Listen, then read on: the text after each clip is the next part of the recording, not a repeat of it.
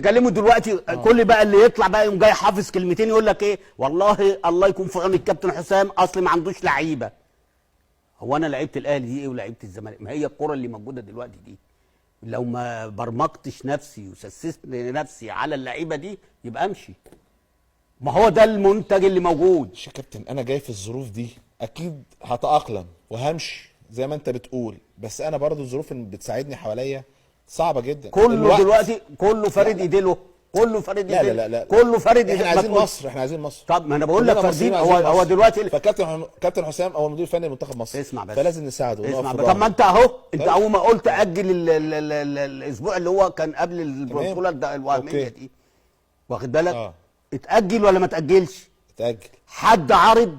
لا. يبقى اذا ان كله مستعد ان يعمل اي حاجه عشان حسام حسن ينجح. ماشي. انت بقى ما تطلعش تقول اصل انا اللعيبه اللي موجوده مش هي القماشه. طيب هتجيب منين تاني الخطيب؟ هتجيب منين ابو تريكه؟ هتجيب منين حسام حسن؟ تشتغل على اللي عندك اللي موجود. طيب مش هي اللعيبه دي، اسمعني بس، مش هي اللعيبه دي اللي هي في النادي الاهلي اللي هي هتاخد بطوله افريقيا والزمالك لو ربنا كرم. اللعيبه دي حسام حسن بيشوفها كل يوم.